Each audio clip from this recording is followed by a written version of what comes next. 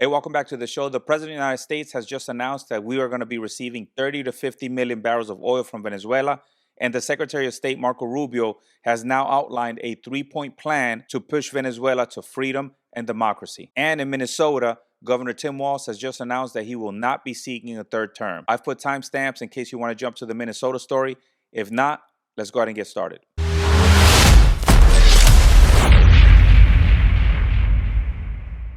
So let's go ahead and start it with Venezuela. And before I show you the video of President Trump announcing that we're going to be receiving 30 to 50 million barrels of oil from Venezuela, or Secretary Rubio outlining the 3-point plan, I want to take the opportunity to answer a question that I've been getting a lot. I've received the question over 100 times in the comment. And that question is, what are we doing in Venezuela? Why are we there? I think this clip right here provides you the answer that you're looking for. Everybody is arguing, no, they don't get it. It's about this. No, they don't get it. It's about that.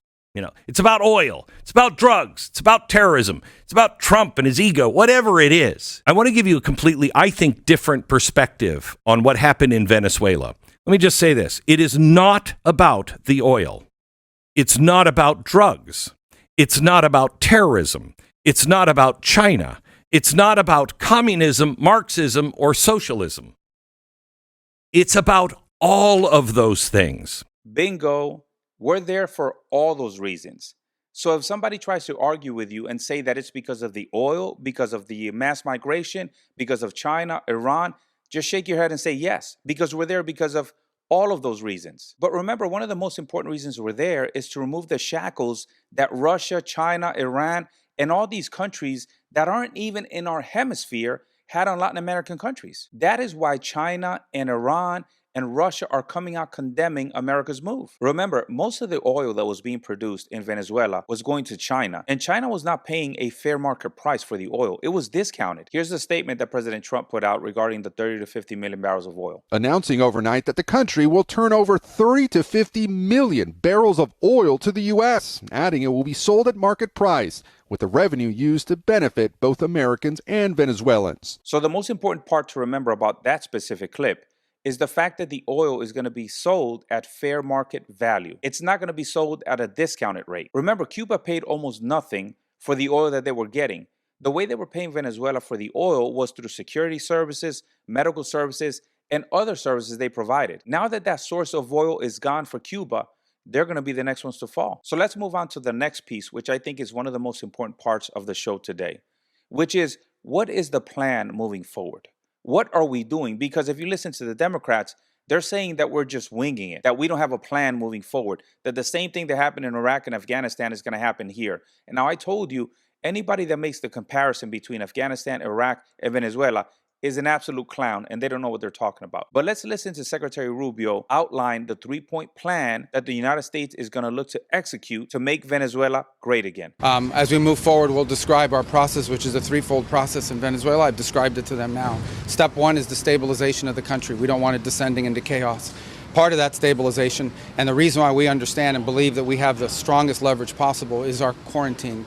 As you've seen today, 2 more ships were seized.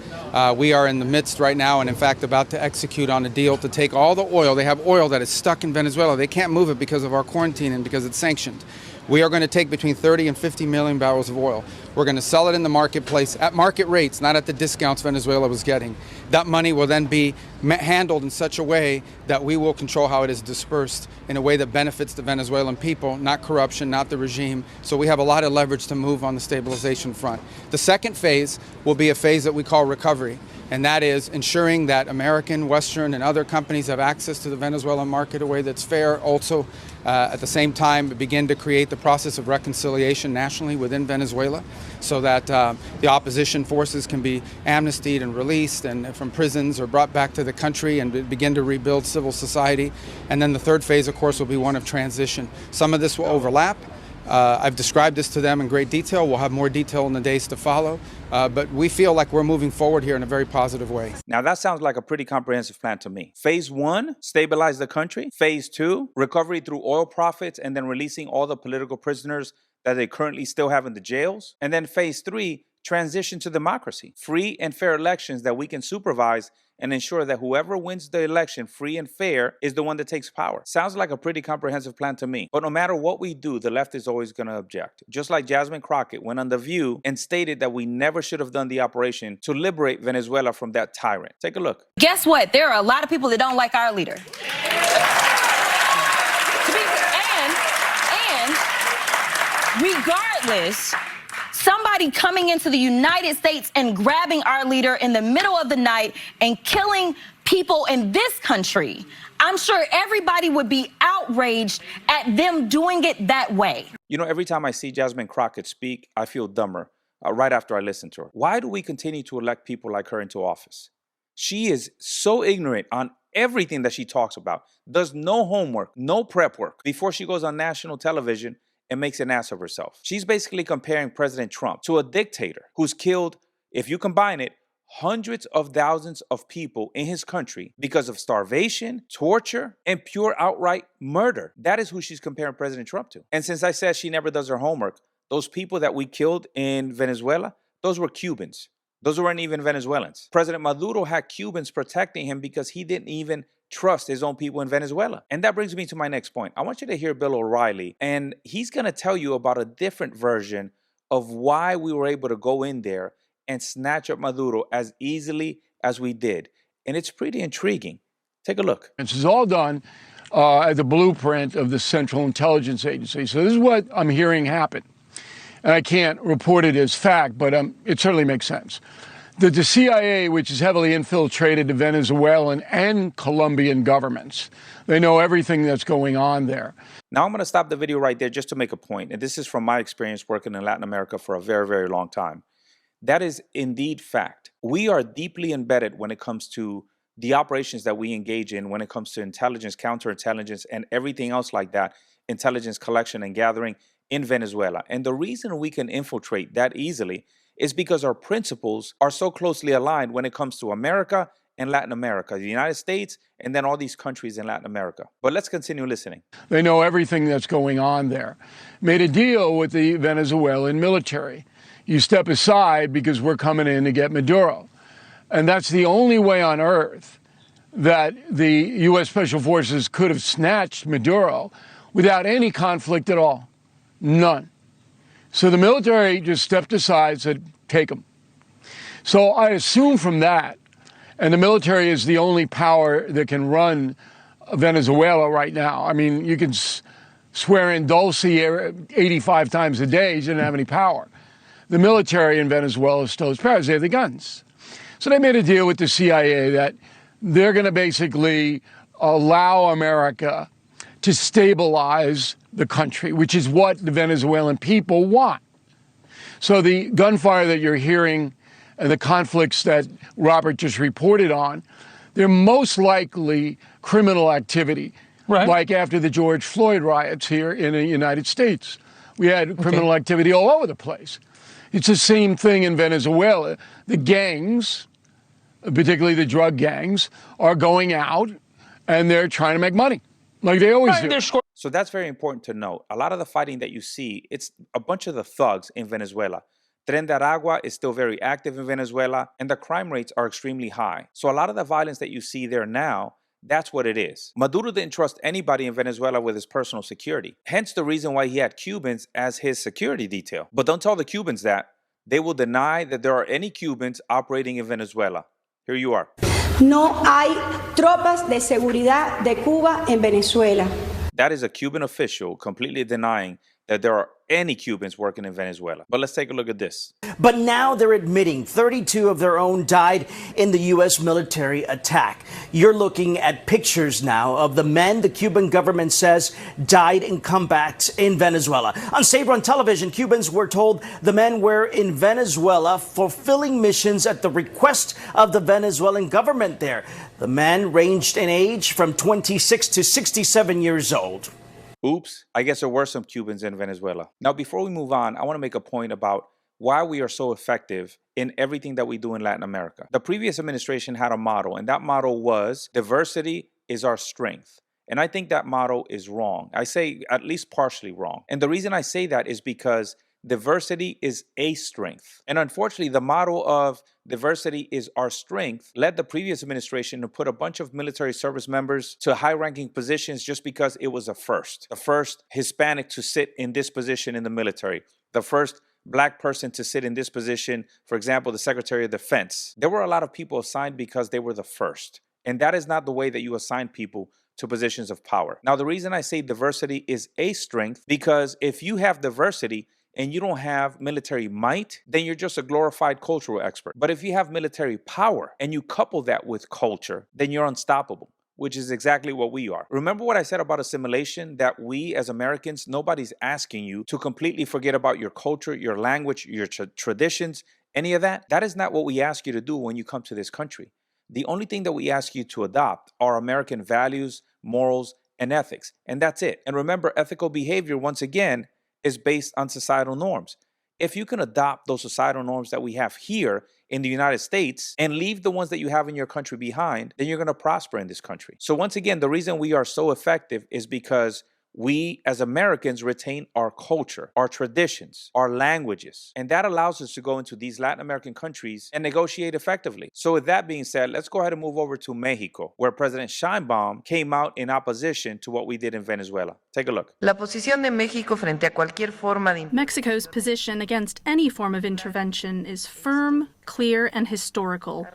In light of recent events in Venezuela, where the United States government carried out a direct intervention that resulted in the capture of President Nicolas Maduro and his wife, as well as the loss of human lives, Mexico reaffirms a principle that is not new and admits no ambiguity. We categorically reject intervention in the internal affairs of other countries.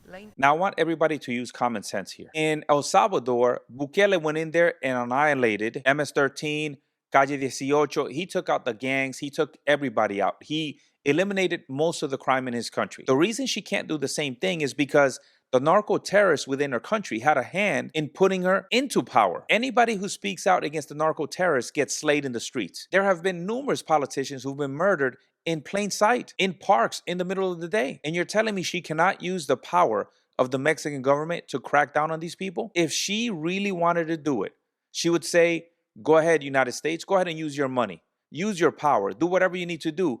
Get these guys out of my country. But she's not going to do that. And I think we all know why. Another president to challenge President Trump is Petro in Colombia. Now, I've told you my thoughts. Over 60% increase in cocaine production his first year. Over 50% increase in cocaine production his second year. So I think we all know that he's also disinterested in getting rid of the narcos in his country. But here's what Petro had to say. One of the president's next targets may be Colombian President Gustavo Petro. Trump has said it also involves the cocaine trade there. Petro responded that he would take up arms if the U.S. attacks his country and told the president directly, come and get me, I'm waiting. Now remember, those are the last words of Nicolas Maduro in the back of that car right before they took him. The reason why Petro sounds so tough is because he knows we're not going to do anything about it. He is a democratically elected president and Maduro was not. We're not just going to invade Colombia. That doesn't work like that. He's got less than a year left in office. We know that once that year is up, he's going to be gone. Somebody else is going to come in. And the best thing we can do is hope or influence who gets into office next to ensure that they have the best interests of not just America, but Latin America as a whole in their minds. And now let's go ahead and move on to Minnesota, where Tim Walz has stated that he is not running for a third term. And when he held the press conference, he blamed the Republicans for everything. Take a look. Here's the thing that I'm going to ask all of you is, Republicans want to tear this state down. Republicans want to tell you it's too dangerous to walk down the streets. Republicans want to tell you there's nothing good comes out of Minneapolis, St. Paul. Republicans want to tell you everybody with brown skin is stealing money or that they're not welcome here. They want to do nothing to improve this state. Well, I guess that clears that up. I guess that the Republicans are at fault for everything. They're at fault for all the fraud that happened there. They're at fault for the failures that he's had as the governor of Minnesota and everything else that has went wrong in that state. But if you think he's going to resign, he made that very clear that he will not. Take a look. Their idea of improving this state is being a parrot for Donald Trump, agreeing to everything that he agreed with. Well, here's what I'm going to tell you. It ain't happening. I'm not going anywhere. And you can make all your requests for me to resign over my dead body. Will that happen? I will fight this thing till the very end to make this state better. And the question that I think they need to decide is when did the guy in the White House resign? When does he take accountability for what he did? Because it isn't going to happen here in terms of us shying away from making the state better. Now, the bad news for Governor Walz is that the House Oversight Committee just held their hearing, and Congressman Gill started it off with a bang. Take a look. Let me ask you, does large-scale Somali immigration make Minnesota stronger or weaker? Certainly stronger. Certainly stronger. Do you know what percentage of Somali-headed households in Minnesota are on food stamps? No. 54%. Do you know what that number is for native Minnesota-headed households? It's 7%. What percentage of Somali-headed households in Minnesota are on Medicaid? It's 73%. Do you know what that number is for Minnesota native households? The number is 18%. What percentage of Somali-headed households are on welfare in general? I don't know. It's 81%. Some of these numbers are outrageous. So in other words, Somalis are not progressing no matter how long they live in the United States. And what they've ultimately done is created a welfare state where they just go and live off the government, off of your taxpayer dollars. If you listen to the numbers that he compared, people who live here versus the Somalis who immigrated here, those numbers are ridiculous. It seems like they don't want to progress. They don't want to assimilate into American culture. Now take a look at this, because it validates that the only reason that the Democrats looked the other way was for political gain. Take a look. So would you say this is the Somali population is an important demographic for Democrats to win over politically? Unquestionably. Got it. And do you think it would have hurt Democrats' political standing with the Somali population to investigate this fraud? Very clearly. Got it. So in other words, you're saying that there was a political incentive to cover up widespread Somali fraud. Is that right? 100%. Got it. Let me ask all three of you. Did the Walz administration and Democrats intentionally, in your opinion, overlook this fraud while it was happening for political gain? I'll start with you, Ms. Robbins. Absolutely. We have credible whistleblower reports that the Department of Human Services administration up to the OIG and the commissioner met with a group called the Minnesota Minority Child Care Association multiple times, and that they were trying to weaken protections. We wanted, right. we had several changes we wanted to do, and they opposed all of them. And Mr. Hudson and Ms. Rarick, and then my time is up. I would agree. Absolutely. The whistleblowers confirm it. Got it. Thank you. Now, here's the part we've all been waiting for. Take a look. When would you say we concretely knew that widespread welfare fraud was occurring in Minnesota? There have been reports since 2009 from the Office of Legislative Auditor. I would say the credible reports on child care fraud started surfacing 2011 to 2013. So for over a decade? Yes, sir. When do you think Governor Walz knew about this fraud? From the very beginning. He was running for governor in 2018 when there were prosecutions going on, when there was an OLA report, active cases in the news all the time. And what was the Walz administration's response? They actually did nothing when they got into office, and Lieutenant Governor Peggy Flanagan had been on the committee in the legislature that had hearings on child care fraud, and when they got into office, they did put $5 million into a little more money, but nothing changed. But nothing. So that validates everything that we already knew. Governor Walz facilitated the fraud in order to get more votes from the Somalis and for political gain. Now, the true question is, how many people are going to go to jail? Because if Governor Walz and his cronies and anybody else that was involved don't go to jail because of this, then our American justice system has failed. All right, that's it for today. Like, share, subscribe. Until next time, stay balanced.